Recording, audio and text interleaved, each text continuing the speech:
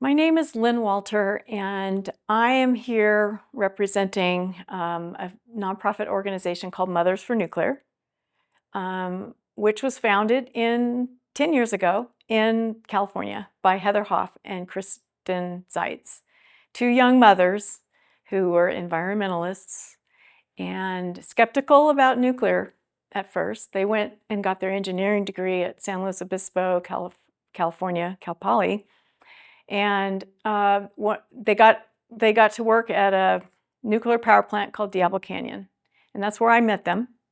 And 10 years ago today, I helped them start the nonprofit. The reason they wanted to start the nonprofit was because they were frustrated with the fact that once they got comfortable with nuclear power being this great energy resource that produces electricity without generating greenhouse gas and harming the environment, they learned that the state was going to close the plant down. And so that was the end of their license was in 2025, and the NRC had given them, was going to give them a renewed license, an extended license, but the state was not going to provide the land use and the water use permits for the state of California to continue the plant operation. So their frustration was that California, on one hand, is saying, "Hey, we're green energy state. We're cutting edge. We are having solar and wind," and all that was true. But when you shut down a nuclear plant, and this was the last one surviving in California, you raise the greenhouse gases because your electricity is now supplemented by natural gas. So they weren't entirely being truthful to the public of California. They also learned that women as a whole are more likely to be anti-nuclear. So they go, "Hey, we're women. We care about the environment. We were skeptics at first. We now believe in nuclear power. We're going to go talk to the women." And that's kind of how Women for Nuclear started. And so I started working with them. We went to the county government. We went to the city government. We went to the state government. We went to Washington, D.C., and we talked to the legislatures, and we talked to their staffs. And pretty much we learned they're not going to do anything different than what they're doing right now, and they're not going to support nuclear power until their constituents have a change of heart and mind. And so Mothers for Nuclear's mission became let's talk to women in our state and let's hear their stories. Let's meet them where they are. We went into schools and provided education about nuclear power to children. And through all this outreach, we started speaking at public meetings. We partnered with other nonprofits and environmental groups that were pro-nuclear.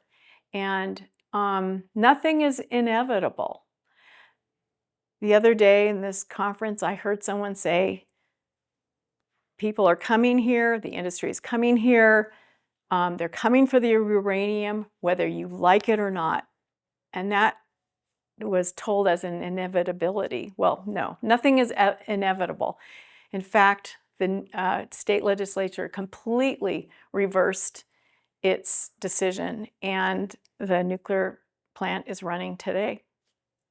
So 5 years ago, I moved to New Mexico from California. I retired from the nuclear plant, and my husband and I had an opportunity to move somewhere as our kids moved away from San Luis Obispo County.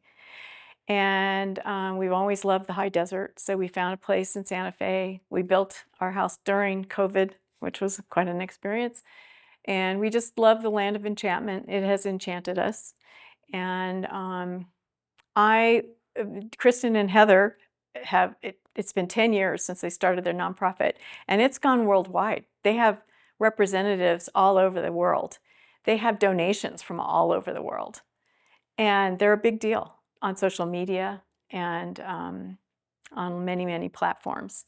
So they nominated me the New Mexico chapter lead, and I am the only person in the chapter.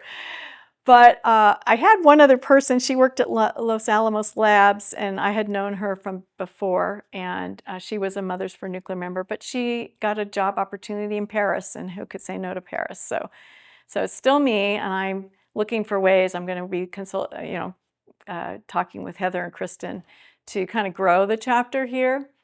It's taken me 5 years to get my feet on the ground, figure out what New Mexico is all about. So I think I'm ready now. I'll probably be partnering with Mothers for Nuclear who are in Utah right now. We might have an Intermountain Nuclear Women for Nuclear chapter. Well, this is the first conference of its kind, and I think it is important because there is a nuclear renaissance for the nation and for the world, really.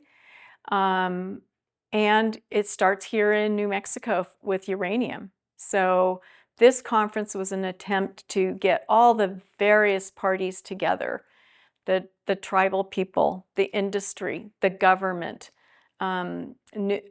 advocacy organizations, even people who were skeptical of nuclear, education, people who are involved in educating the youth who will be the future workers in nuclear plants and nuclear mining. So I think it was my husband actually saw the notice in the paper. I hadn't heard about it. Neither had Mothers for Nuclear in California. So I saw and I looked into it and I said, well, we're going. So that's how it started. And I talked to Heather, and she told me all the people that I should contact, and that it's the beginning of a relationship with the people in New Mexico, which I really appreciate New Mexico because there's only 2 million people here, so you can really get things done. You can really reach out and talk to people and form relationships. Unlike California is a lot harder. There's 40 million people in California. It's a really different situation here. It's a huge opportunity. It's the start of a conversation, and that's always the most important part, is getting together and forming relationships. And so relationships are the basis for honest conversations. And we had a lot of discussion in this conference about how to engage each other. So everybody who has an interest and concern or advocacy for nuclear needs to be involved in the conversation, and we all have to have a relationship with each other. We should be a team. We should be united, and we have to unite through conversation and common goals and common values. I describe this conference in one word, and the word is enlightening. It was enlightening to me that there were so many different people involved, and how the labs are involved, how the government is involved, how the tribes are involved, with this potential renaissance of nuclear power in New Mexico. My biggest takeaway is that we have all the information we need to make a positive start, to have a renaissance in nuclear here in New Mexico. But this time, we won't be making the mistakes. If we do it right, we won't be making the mistakes of the past.